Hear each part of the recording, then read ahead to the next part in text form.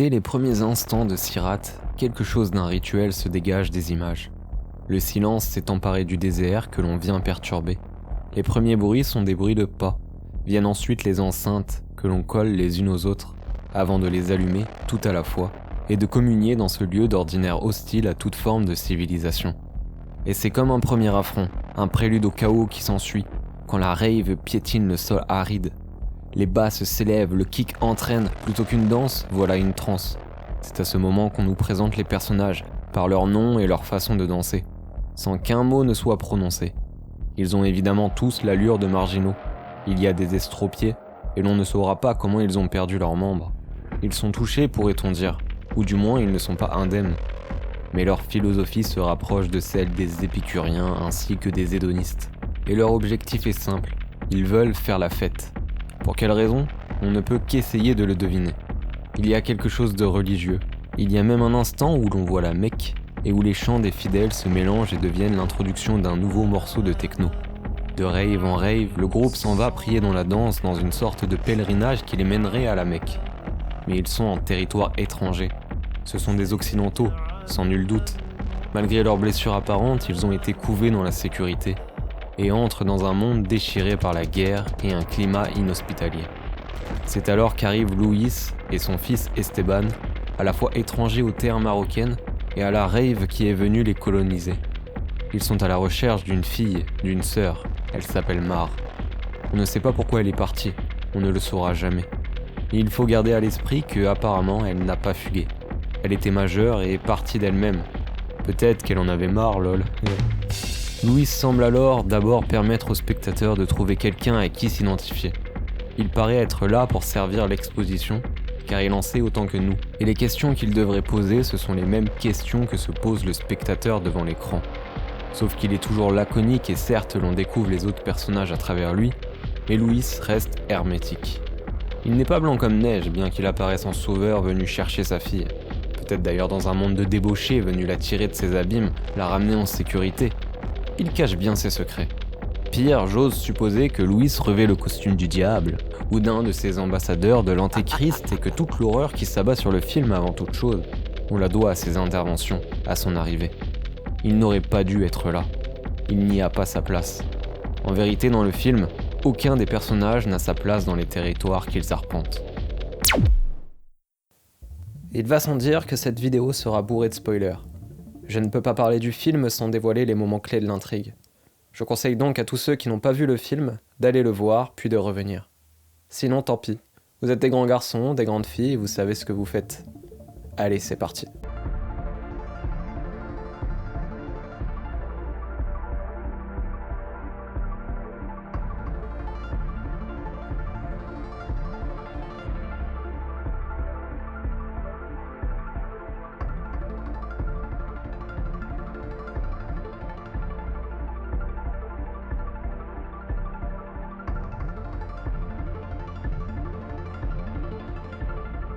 J'ai trouvé un peu caricatural ces brefs morceaux d'émissions radio. Sirat ne brille pas par l'écriture de ses dialogues. Mais tout de même, il y a là une certaine cohérence thématique que l'on ne peut pas ignorer. Il est question de guerre, d'une troisième guerre mondiale. Le monde au dehors s'entre-déchire. L'état d'urgence est déclaré. Et quand le convoi de fêtards est guidé hors du désert par l'armée marocaine, notre petit groupe de protagonistes dévie de ce chemin tout tracé, en quête d'une certaine liberté mais suivant les traces d'un terrible danger. C'est là, dans ce refus de suivre la marche du monde, dans cette métaphore du marginal, qu'ils amorcent leur descente aux enfers. Ils refusent le réconfort de la société, avec l'armée qui représente l'ordre sous sa forme la plus rigide, et ce convoi en file indienne pour s'aventurer dans le désert où il n'y a que désolation. Si Tonin chante Le déserteur de Boris Vian, c'est aussi pour appuyer que de cette société ils en refusent les valeurs. C'est simple, dans leur quête d'une rave au cœur du désert, ils désertent. Il faut être préparé, toutefois, car ce chemin s'accompagne de ses dangers. Ils en feront les frais. Chaque mort qui survient pendant le film arrive sans prévenir et surprend toujours les spectateurs. Rien n'est sûr. Évidemment, le réalisateur essaye de placer la mort et la perte de sens qui touchent les gens au cœur de son film. Ce petit groupe retrouve dans sa fuite une vie primale, comme un retour aux sources préhistoriques, et devient peu à peu sauvage. Il exulte en cris de peine et perd contact avec la réalité, Dans ce flou sans cesse de la nuit et du sable, des effluves de mazout et de drogue. Il n'y a pas de quête spirituelle dans les pérégrinations de ces teufeurs. Seul un hédonisme pur, ce qui enlève toute vertu à leur périple. Ils prennent des drogues psychédéliques de façon récréative, manquant d'ailleurs de tuer le chien de Louis. Et quand ils en prennent de façon plus ritualisée, ils le font pour échapper à un traumatisme. Pour le fuir plutôt, en se réfugiant dans une réalité alternative. Ils sont toujours dans la fuite. Dans un pays d'ailleurs qui ne les a pas vus naître et où ils n'ont aucune accroche. Ils refusent aussi de se mêler à ce peuple, vivent dans leurs camions, esquivent les stations essence bondées. Le seul rapport qu'ils entretiennent avec le peuple marocain est de force, par les armes, ou transactionnel, par l'argent. Sinon ça, rien du tout. Quand ils trouvent une radio dans un véhicule abandonné, personne ne répond. La rencontre avec le berger est alors pleine de symbolisme. Forcément, il y a ici un aspect religieux. Le berger, plutôt que de les appeler à le suivre, les abandonne à leur sort, à leurs dépens. Le groupe s'est construit de façon sectaire, communautariste, entre outcasts occidentaux. D'ailleurs, ils refuseront d'abord que Louis les accompagne. Mais leur salut les poussera à se mêler à la foule locale, à s'y confondre, dans ce train qui les conduit à la civilisation.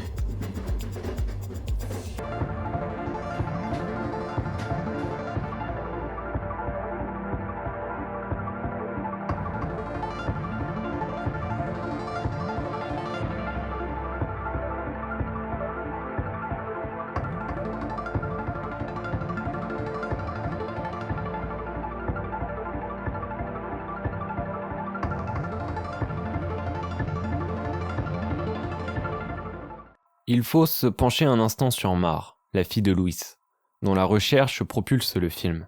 Si elle n'a pas d'importance, alors sa présence est anecdotique. On peut alors penser à de l'absurde, comme si rien n'avait de sens jusque dans les prémices. Oui, c'est possible. Mais il est plus probable que Mar soit au cœur de la vérité. On en apprend très peu sur elle. On connaît seulement les éléments suivants.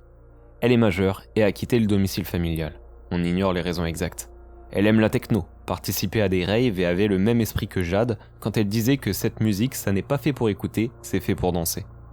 Enfin, Jade dit d'elle, sur les photos de l'époque où elle était encore en contact avec sa famille, qu'elle semble triste, ce qui, selon moi, n'est pas lancé au hasard. On peut facilement déduire que certains événements dans la vie de Mar ont rendu difficile de garder contact avec sa famille, et qu'elle s'est sentie obligée de s'évader peut-être pour se trouver. Elle a trouvé un exutoire dans la techno, les raves, la communauté qui la compose. Elle abusait sûrement de drogue. Louis espère à tout prix la convaincre de rentrer, la faire changer de mode de vie. De toute évidence, il n'approuve pas ses récents choix, ceux qu'elle a pu faire à l'âge de sa majorité. Et c'est un peu comme si on punissait le groupe d'essayer de retrouver Mar. Car il marche dans ses pas. Mais ce chemin est celui du Sirat, aussi épais qu'un cheveu et aussi tranchant qu'une lame. Refaites-vous la fin du film. La musique s'intitule « Les marches ». Quand Louis traverse le champ de mine, qu'il arrive au rocher, les arpèges retentissent, le vent se lève et réinitialise le passage. Biggie essaye alors de marcher dans ses pas. Pas de chance, il explose. Il a pourtant marché sur les empreintes de Louis, pas comme il le fallait, c'est le Sirat. J'ai d'abord pensé qu'il n'était présent qu'à ce moment du film, la fin, mais je crois en fait qu'on le suit pendant toute la durée du film. On ne marche pas vraiment dans les pas de Louis, on marche dans ceux de sa fille. Et le vent revient sans cesse pour réinitialiser les empreintes. C'est à la suite d'une tempête que Esteban meurt de façon atroce. Quand Louis s'écroule dans le désert, le vent le fouette et le lendemain, Jade et Tonin explosent sur une mine. Le film, à travers ses personnages, interroge les structures interpersonnelles et notamment à travers un court dialogue de Biggie, la structure familiale. La famille n'est plus maintenue et construite par les liens du sang mais par l'affection seule. Ici, contrairement à une comédie française, on choisit sa famille. Mais ce choix, forcément, n'est pas toujours respecté par la famille biologique. C'est peut-être ce qui est arrivé à la fille de Louis. En tout cas, il s'est passé quelque chose dans le foyer, ce qui ne nous est jamais expliqué. Un grand vide s'est creusé après la disparition. Dans le contexte du film, cela pourrait expliquer pourquoi Louis ne retrouve jamais sa fille. Car il serait passé devant elle sans parvenir à la reconnaître. Et alors, sa quête achevée sans qu'il le sache, il ne lui serait resté que des limbes, qu'une errance dans l'absurdité du monde, de ses dangers et la perte de sens que l'on ressent face à la mort. En un mot, si Louis avait accepté son enfant dans son identité véritable dès le départ, il ne se serait pas pris les pieds dans le Sirat.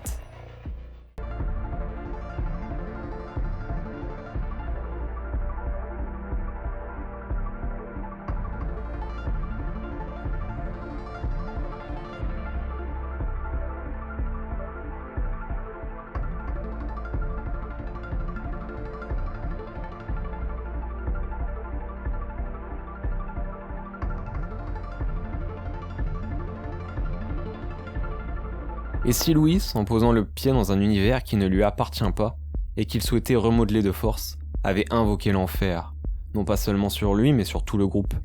Olivier Lax, le réalisateur, en parlant de son film, explique qu'il souhaitait que les personnages suivent le cheminement intérieur de Louis. Pour nous les spectateurs, cela nous est montré par le biais d'interactions avec le monde extérieur. Comme si les bombes, les morts, étaient en quelque sorte des échecs. La mort de l'ego avant la mort physique. Exploser aux portes de la transcendance. Il y a une décision qui influença Louis, puis c'est son influence qui dictera la suite et la portée des péripéties. Quand le groupe décide de quitter le convoi pour se rendre à la fête, Louis hésite à les suivre. Il dit qu'il faut réfléchir. Son fils le pousse à suivre les 2 camions. Il lui dit justement qu'il ne faut pas réfléchir. Ne pas réfléchir. Voilà ce qui permet à Louis de s'éloigner des mines à la fin du film. Lui-même exprime que s'il s'en est sorti sans exploser, c'est parce qu'il n'a pas réfléchi. Louis donc se ferait de cette façon au groupe de Jade, Tonin, Biggie, Josh et Steph. La majeure partie des événements ensuite seront influencés par sa présence. Au départ, les fêtards refusent que Louis les accompagne, car sa voiture ne tiendra pas le coup et que c'est trop dangereux. En effet, sa voiture n'est pas faite pour ce genre de territoire, ce qui débouchera sur un événement atroce. Louis insiste pourtant. Maintenant, retraçons les différentes morts dans le film. Vous verrez qu'elles ont tout un rapport avec Louis, avec une action de sa part. D'abord son fils, Esteban, et le chien. Les 2 meurent quand la voiture dévale une pente et s'écrase au pied d'une falaise. Cette première catastrophe, en effet papillon, entraînera toutes les autres. Esteban n'aurait pourtant pas dû se trouver dans cette voiture à ce moment-là. Il se mettait en danger à l'extérieur, en jouant avec son chien près du vide. Aussi, il s'ennuyait, car tout le groupe était occupé à libérer un camion d'un nid de poules.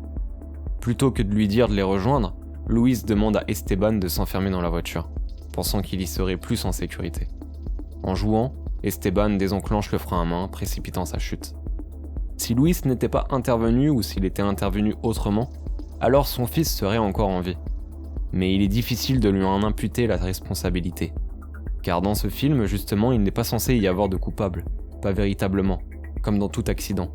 Et la culpabilité est souvent présente chez ceux qui survivent. Je ne crois pas que Louis, par contre, montre de culpabilité dans le film. Toujours est-il que Louis a en effet influencé la mort d'Esteban, qui serait peut-être mort, oui, mais pas de la même manière. Et il en est de même pour la suite. Cet événement impacte tout le groupe. Louis, dans son deuil, pris de folie, marchera dans le désert sans objectif où il tombera d'épuisement. Eh bien le groupe le suivra. Et cela veut alors dire que Louis les a entraînés dans un champ de mines, car c'est bien là qu'il a atterri. Pour aider à traverser l'horreur, le groupe décidera de partager une substance hallucinogène. Sans elle, Tonin aurait peut-être eu assez de réflexion pour ne pas suivre Jade dans les mines. Jade, elle, explosera en s'éloignant du groupe, entraînée par ici donc par Louis, qui sera resté immobile tout ce temps. Quant à Biggie, s'il explose, c'est encore une fois parce qu'il a suivi Louis, de façon ici très littérale. Il a marché dans ses pas. Louis est en quelque sorte la boussole du groupe. Il les aide, mais aussi il les pousse au trépas. Ce n'est que lorsque lui-même a amorcé son deuil, accepté une partie noire au fond de lui, qu'il devient bénéfique de le suivre. C'est aussi à ce moment-là qu'on n'entend plus parler de sa fille. Mais il ne faut pas non plus l'imiter, car quand Steph et Josh ferment les yeux, ils doivent alors se fier à leur propre instinct. Louis n'existe plus pour eux à ce moment-là, et ils s'en sortent.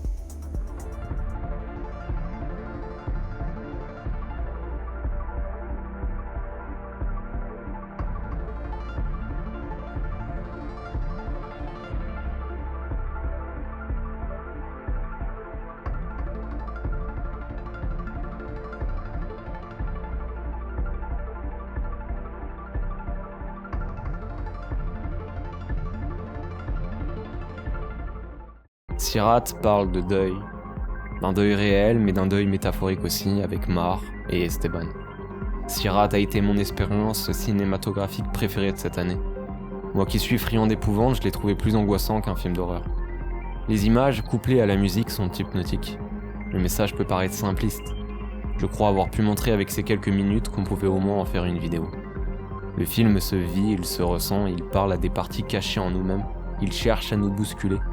Il est universel, et dans ce mélange de plusieurs langues, il inscrit ses thématiques dans une tour de Babel, avec un mégaphone tout en haut, ou plutôt une enceinte, qui, à qui veut bien l'entendre, crache de la musique techno bien agressive.